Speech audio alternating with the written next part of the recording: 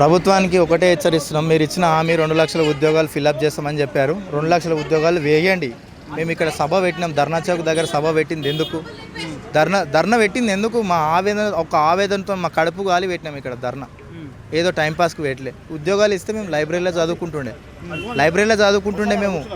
మీరు నోటిఫికేషన్లు వేయనందుకే కదా మేము రోడ్డు పైకి వచ్చింది. మీరు నోటిఫికేషన్లు ఖచ్చితంగా వేయాల్సిందే. మీరు ఇచ్చిన హామీల ప్రకారం మీరు తప్పించుకోలేరు. నిరుద్యోగుల నుండి మీరు తప్పించుకోలేరు ఎట్టి పరిస్థితుల.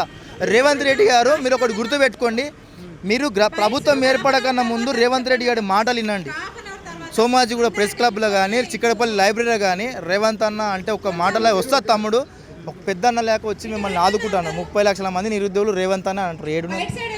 ఏడున్నారన్న రండి, ఇంతమంది అన్న రేవంత్ అన్న అని పిలుస్తున్నాం. రండి, మా బాధలు అర్థం చేసుకోండి. ఈ సెక్రటేరియట్ నుంచి ఈ లైబ్రరీ ఎంత దూరం?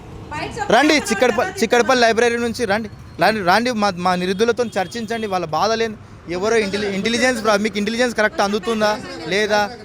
కొందరేమో అందులో కాంగ్రెస్ ప్రభుత్వం ఉన్నోళ్ళు మేము ఇచ్చినాం 2 లక్షలు ఇచ్చినాం, మేము 2 లక్షలు ఇవ్వలేము, మా మేనిఫెస్టోలో ప్రకటించలేమని మహేష్ కుమార్ గౌడ్ గారు చెప్తారు. దానం కిషోర్ అని ఆయన మీరు ఉద్యోగాలు కాదు, మీరు ఉపాధి హామీ పనిలో కొన్ని అంటాడు. మీరు బంద్ చేసేయండి అన్న. మీరు మీ పోస్టులకు వెళ్ళి రండి, మేము పోస్టులు ఎక్కుతాము. మీరు మీరు మీరు ఉపాధి హామీలో పనిలో కొండి. ఎందుకు అంత సింపుల్గా ఎట్లా ఇస్తారు? అంత సింపుల్గా ఇచ్చుడు తప్పది. మీకు ఒకటే చెప్తున్నా, నేను కాంగ్రెస్ ప్రభుత్వానికి ఒకటే డిమాండ్ చేస్తున్నాము, మీరు ఖచ్చితంగా 2 లక్షల ఉద్యోగాలు రావాల్సిందే.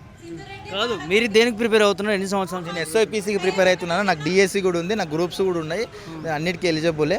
ఖచ్చితంగా నోటిఫికేషన్లు ఇవ్వాల్సిందే.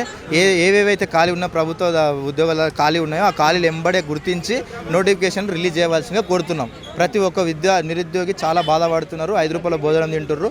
ఇప్పటికీ తెలంగాణలో 20 మంది నిరుద్యోగులు చనిపోయారు. ప్రభుత్వానికి దున్నపోతు మీద వాన పడితే ఎట్లా ఉంటుందో అట్లుంది. అసలు 20 మంది నిరుద్యోగులు చనిపోతే కూడా వాళ్ళ ఇంటికి పోయి పరామర్శించలేరు. 1,00,000 ఉద్యోగాలు ఇష్టం. 1,00,000 ఉద్యోగాలు అని చెప్పుడు వాళ్ళు అసలు నోటికి వచ్చినట్టు మాట్లాడుతున్నారు అన్న. వాళ్ళకి అసలు చదువుకున్నారా లేదా అనేది అర్థం కావట్లేదు.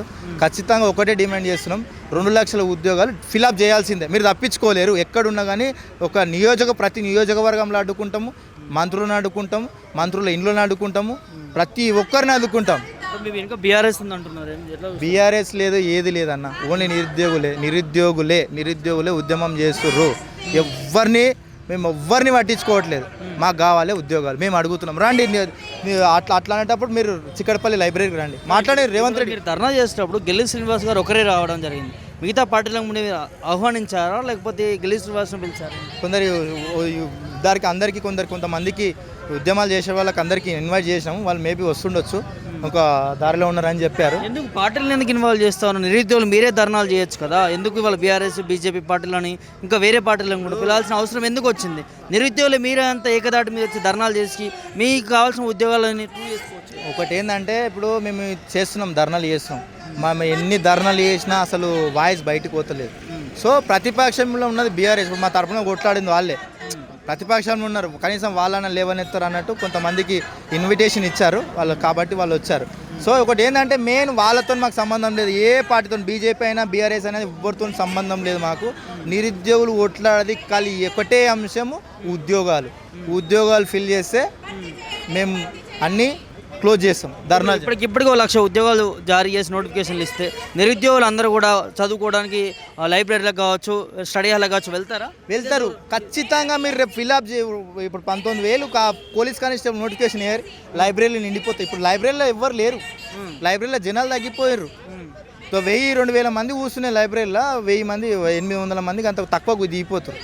మీరు నోటిఫికేషన్లు వేయండి, అప్పుడు ఫిల్అప్ అవుతారు. ఆల్రెడీ ఏమవుతుందంటే, నోటిఫికేషన్లు ఇస్తారని హాస్టళ్ళల్లో ఉండి ఫీజులు కట్టలేక ఆర్థిక స్తోమత మొత్తం దిగిపోయి వెళ్ళిపోయారు కొందరు. అట్లా అంటే ఫైనల్గా నిరుద్యోగులు చాలా వరకు కూడా వస్తారని ఎక్స్పెక్ట్ చేస్తారు, కానీ చాలా తక్కువ మందితో మీరు ధర్నా చేస్తారు. ఎట్లా చూడచ్చు? నిరుద్యోగులు కూడా ఆలోచించుకోవాల్సిన అవసరం ఉంది. అందరూ ఏకదాటి మీద ఉండాలి. యాక్చువల్గా ఒకటే చెప్తున్న నిరుద్యోగులకు, మీరు అనుకుంటారేమో ఎవరో పోయి కొట్లాడితే కాదు, ప్రతి ఒక్కరు రావాలి బయటికి వస్తేనే అయిపోతుంది. 2.5 సంవత్సరాలు అయిపోతుంది. మీకు కనీసం అర్థమవుతుంది? సామాజిక స్పృహ ఉన్నోళ్ళు ఖచ్చితంగా బయటికి రావాలి, బయటకు వచ్చి కొట్లాడితే నోటిఫికేషన్లు వస్తాయి. ఇక వేరే వాళ్ళు కొట్లాడతారు. అట్లా ఒక్కడు అనుకుంటే అందరు అట్లే అనుకుంటే నోటిఫికేషన్ రావు బ్రదర్. మీ అందరికీ తెలంగాణలో 33 లక్షల మంది నిరుద్యోగులకు కూడా నేను ఒకటే విజ్ఞప్తి చేస్తున్నా, జిల్లాలో ఉన్న లైబ్రరీలో కానీ ప్రతి ఒక్క లైబ్రరీ నుంచి కదిలి రావాలే, అట్లయితేనే ప్రభుత్వానికి చెమటలు కారితే నోటిఫికేషన్ రిలీజ్ చేస్తారు, లేదంటే ప్రభుత్వం పట్టించుకోదు. మీరు అర్థం చేసుకోండి, ఎవరి కోసం కాదు, మన ఉద్యోగాల కోసం మనం కొట్లాడి మనం సాధించుకోవాలి. సో కొంతమంది పార్టీల దగ్గర డబ్బులు తీసుకొని మరి కూడా ధర్నాలు చేస్తున్నారు అనేది కొన్ని వార్తలు వస్తూ ఉన్నాయి. ఇటు చాలా మంది కూడా మాట్లాడుతున్నారు. డబ్బులు తీసుకొని ఎవరు చేస్తలేమన్నా, మేమే ప్రతి ఒక్క నిరుద్యోగి తలా ఇంత వేసుకొని మేము ఇక్కడ ధర్నా చేస్తున్నాం. ఎవరి దగ్గర డబ్బులు తీసుకోవాలని అవసరం లేదు. వేరే వాళ్ళు ఎవరైనా తీసుకుంటే వాళ్ళ విజ్ఞత, వాళ్ళు నిరుద్యోగుల తరపున ఏ ప్రోగ్రామ్ చేస్తున్నా సంబంధం. ఇప్పటి వరకు నిరుద్యోగుల ప్రోగ్రామ్ జరిగింది కదా, ఒక్కరు కూడా డబ్బులు తీసుకోలేరు. ప్రతి ఒక్కరు చేసింది నిరుద్యోగుల పోరాటమే చేస్తారు తప్పిస్తే ఎవ్వరు అట్లా చేయట్లేదు.